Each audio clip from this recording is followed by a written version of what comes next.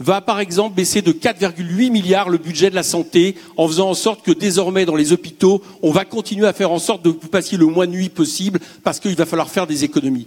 Ils n'ont pas voté, Philippe l'a dit, pour des ruptures conventionnelles collectives qui sont une manière encore pire de faire des plans sociaux et d'économiser absolument tout ce qui coûtait jusqu'à maintenant aux chefs d'entreprise quand ils faisaient un plan social, etc., etc. C'est pas vrai. Les gens n'ont pas voté pour ça. Autrement dit, il faut remettre en question le fait qu'on puisse tout faire avec 20% des voix pendant 5 ans.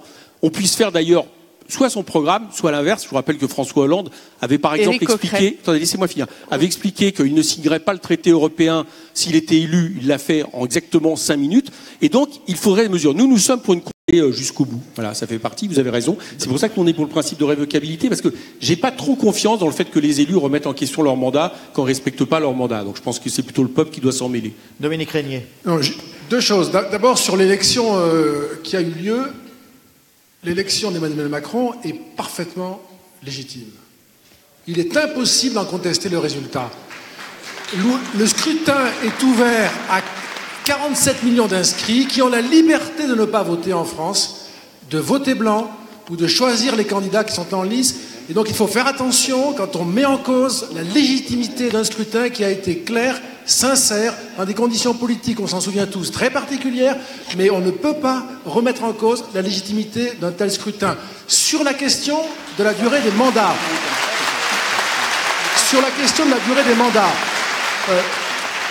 un simple raisonnement logique, il me semble que si nous croyons à la souveraineté du peuple et que ce peuple donne mandat pour gouverner 5 ans, alors les élus doivent gouverner pendant 5 ans et rendre des comptes devant ce même peuple au bout du terme qui a été décidé par les électeurs. Attention à ne pas renier le principe que l'on veut consacrer. D'autres questions dans la salle? Alors, il y a des mains qui se lèvent. Oula. Le micro, toujours le micro. Oui. On va vous donner le micro. Là-bas, mademoiselle. Voilà. Ça prend un peu de temps, excusez-nous. Allez-y. Allez-y, on vous écoute, monsieur. Alors, moi, je voudrais revenir sur Notre-Dame-des-Landes, puisqu'effectivement, on parlait de référendum. Je suis tout à fait pour, mais effectivement, je reprocherais à M. Retailleau, entre autres, que le référendum ait lieu uniquement sur la Loire-Atlantique. Pour préciser, moi, je n'avais pas de parti pris pour l'aéroport, pour ou contre. Si cet aéroport avait eu lieu, j'estimais qu'il fallait fermer celui de Rennes de toute manière. Et je suis rennais quand je le dis. Hein. Donc, en cas de référendum, il fallait faire un référendum régional concernant au minimum tous les départements limitrophes de la Loire-Atlantique, c'est-à-dire l'Ille-et-Vilaine, le Morbihan, la Mayenne, le Maine-et-Loire et la Vendée. Merci. Là, ça aurait été la démocratie. Merci, voilà. Monsieur Retailleau. Vous voulez répondre sur ce référendum régional? Que ce soit clair.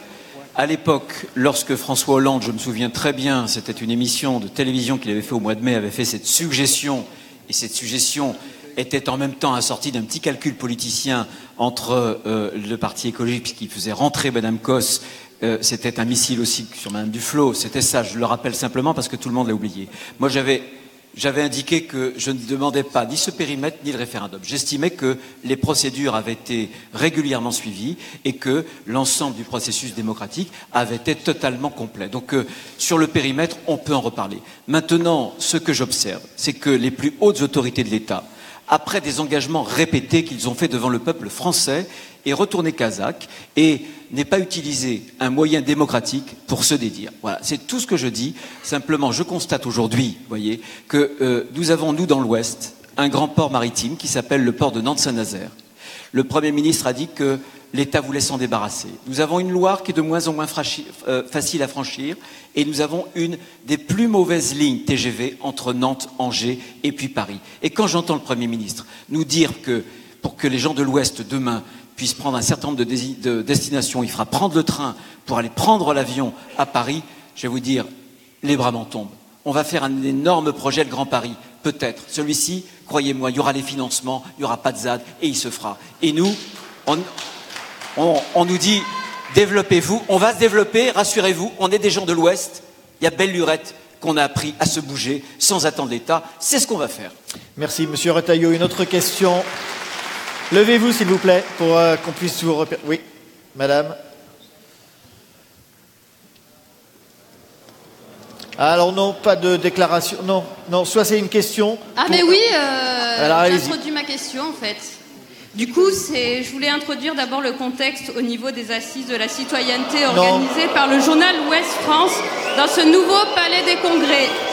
Nous le vivons actuellement comme une provocation. Bien. Le programme même de ces assises citoyennes est une insulte à l'intelligence d'une ville qui fait Coupez le micro. Voilà. On va prendre votre question, des questions de la salle qui s'adressent aux 4 intervenants présents sur scène. Si des gens dans la salle ont des questions à poser à nos 4 intervenants, la parole on vous à tout le monde. Si vous avez une question, posez-la. Votre question. Soit vous avez une question et on vous laisse le micro. Non, il n'y a pas de question. Alors on va prendre une autre question. C'est des questions en fait qu'on vous demande de poser pour nos intervenants en fait. Des questions. Là-bas, il y a une question. Bien, et on va prendre quelqu'un d'autre. Une autre question. Si, voilà. Allez-y. Du coup, allez-y. Quelle est la question? Alors, du coup, moi, je veux savoir comment Ouest France arrive à organiser des assises du vivre ensemble, alors qu'on a lu tout au long de l'année des éditoriaux et des articles à charge contre tous les mouvements qui ont existé à Rennes, qu'on n'entend pas parler des manifestations des postiers, qu'on n'entend pas parler des manifestations de tout le personnel de Guillaume Régnier. Et du coup, ce que moi je voudrais savoir, c'est comment on peut discuter de tout ça ensemble face à une partie de la population qui est bourgeoise, qui veut juste parler entre elles et qui veut expliquer aux prolétaires voici notre vivre ensemble et en gros c'est ça et pas autre chose. On vous a entendu. Je vais juste préciser 2 choses. Un, vous n'êtes pas forcé d'acheter Ouest France tous les matins. Même si vous le faites, ça nous fait plaisir. Et la deuxième chose, ce n'est pas le lieu de ce débat. Le débat ici était consacré au vote démocratique, aux nouvelles formes d'expression populaire, notamment. Je pense que tout le monde a pu s'exprimer. En tout cas, je vous remercie de votre intervention. Merci. Voilà, on va clore ce... Alors, une dernière question. Une question, madame, en haut. Au milieu. Qui, je l'espère, sera une question. Voilà. Madame, on vous écoute. Oui, bonjour. C'est une question qui s'intéresse surtout à la capacité de vote. Parce que moi, je me pose la question quand même, dans un pays où une majorité des médias est aux mains de quelques personnes, où il y a une majorité de prise de position dans ces médias-là. On l'a bien vu en 2005 au moment du référendum où il y avait une quasiment... On ne peut pas se plaindre d'un manque de débat quand c'est au cours d'un débat organisé. Mais moi, je voudrais revenir sur la presse. Nous pensons qu'il faut une loi sur la presse, sur le pluralisme de la presse. Ça, c'est la première chose. Et notamment en matière de financement. Parce que s'il n'y a pas plus de moyens pour justement favoriser la pluralité et le pluralisme de la presse, eh bien forcément, il y a une concentration des médias et des moyens en général. Je ne m'adresse à... En général, je ne peux pas me faire...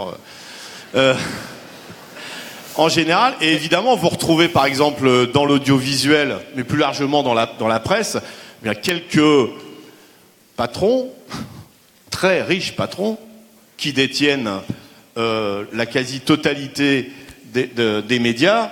En matière de pluralité, je les lis pas, mais je suis pas sûr que les éditos de Dassault tous les 2 janvier dans le Figaro soient forcément reflétant. On va pas parler des concurrents et non, pas vous, mais moi. Non, mais ils sont pas là pour vous répondre. Donc, non, mais pas. Soyez bons joueurs. On va pas citer. Je le dis quand ils sont là. En tout cas, non, mais attendez. Là, faut respecter le débat. Oui, je le respecte, mais j'ai le droit aussi de. Là, vous n'êtes pas dans le débat normalement. Si, j'y suis. Justement, donc. Finissez Philippe Martinez pour qu'Éric Coquerel ait le temps de parler aussi. C'était pour repréciser que tant qu'il n'y aura pas une loi sur le pluralisme de la presse et le financement, eh bien, c'est les plus riches qui détiendront les médias en général. Éric Coquerel. Non mais c'est évident. Alors je ne sais pas si Ouest France se sont concernés par la question. Moi j'avais l'impression qu'elle était plus générale que ça. Vous savez, au moment du Conseil national de la résistance, dont on est en train de démanteler un par un tous les acquis, tout ce qui a fondé justement l'originalité de l'État social en France. C'est pas pour rien qu'une des mesures qui a été prise soit sur justement le refus de monopole de la presse, mais aussi le refus que des groupes qui n'ont aucun rapport avec la presse puissent détenir la presse. Et c'est exactement ce qui est en train de se passer à travers notamment plusieurs télévisions ou des grands groupes du BTP qui ont évidemment des intérêts à ce qu'on parle d'une certaine manière de leurs activités, détiennent aussi des médias. Donc ça doit nous interroger, parce que ça interroge la démocratie. Et au-delà même des médias, moi j'interroge aussi ce qui est en train de se passer sur Internet, avec Facebook, avec Google, c'est-à-dire des grands groupes privés, qui la plupart sont américains, et qui sont en train d'amonceler des données sur absolument toutes les populations de manière extrêmement dangereuse, à côté duquel bientôt 1984 d'Orwell pourrait peut-être nous sembler quelque chose finalement de paisible par rapport aux dangers qui arrivent, et puis aussi à partir de là de la manipulation des choses. Donc moi je crois qu'il faut toujours remettre, et de ce point de vue-là c'est pas le Figaro que j'attaque, au moins c'est un journal d'opinion, mais il faut toujours essayer de faire en sorte que la presse soit effectivement indépendante d'opinion et indépendante des grands groupes économiques qui n'ont aucun rapport avec les médias. Ça reste actuel. Bruno Retailleau. Bien sûr, il y a un sujet économique parce que en France, mais le monde, on est en train de vivre la révolution de l'ère numérique. Et il y a beaucoup de journaux en France qui vont pas bien. Et parce qu'ils ne vont pas bien, il y a un certain nombre de grands capitalistes, c'est vrai, qui ont concentré des moyens de presse, c'est pas le cas d'Ouest France, mais entre leurs mains.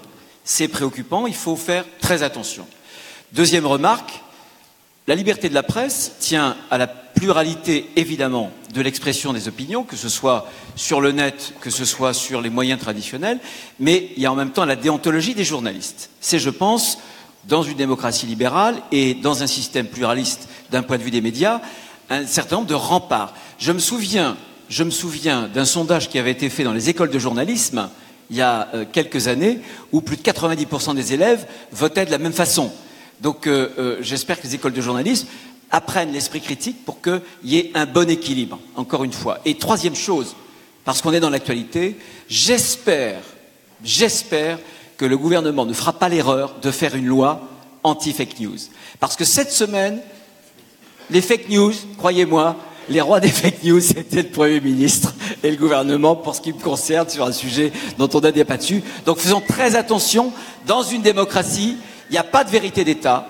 Dans une démocratie, il vaut mieux accepter des erreurs plutôt que d'accepter une loi qui tendrait justement à, par le surplomb de l'État, imposer une vérité à tous. Voilà ce que je voulais dire. Merci. On va conclure avec vous, Dominique Régnier, s'il vous plaît. Allez-y. Merci. Simplement pour dire, rappeler que le pluralisme des médias qui fait l'objet de cette discussion ultime et qui est un sujet important et sur lequel il faudrait discuter de manière spécifique, fait l'objet d'une reconnaissance constitutionnelle. Et donc il y a déjà dans la Constitution la garantie du pluralisme des médias, que l'État consacre chaque année à peu près 1 milliard d'euros à l'aide à la presse. C'est peut-être pas suffisant, mais ça n'est pas rien. Rappelez aussi que on n'a jamais été autant exposé à des sources différentes d'informations qu'aujourd'hui. La qualité de ces sources, ça après il faut en discuter, elle est sans doute très variable, mais c'est à nous tous sans doute d'y contribuer. Et puis enfin, puisque madame vous le disiez, en 2005, moi j'ai le même souvenir que vous, même si nous n'avons pas voté de la même façon manifestement, la presse, les médias, je suis d'accord avec vous, étaient très favorables au oui, et vous l'avez dit vous-même, c'est le non qui l'a emporté. Et donc sur la question de savoir au fond de quoi les médias sont capables en termes de production, au fond d'une décision collective ou d'une opinion, là c'est le prof à Sciences Po qui vous le dit, toutes les études qui ont été faites là-dessus, il y en a eu beaucoup, montrent que ça ne joue absolument aucun rôle, parce que nous tous ici, nous avons à la fois nos intérêts, nous les connaissons bien, et c'est très légitime, et nos convictions, et nous y tenons beaucoup. Et la personne qui viendra vous faire faire ce que vous ne voulez pas faire, parce que vous n'y croyez pas, parce que vous ne voulez pas, eh bien ça sera pour elle très très difficile. Voilà.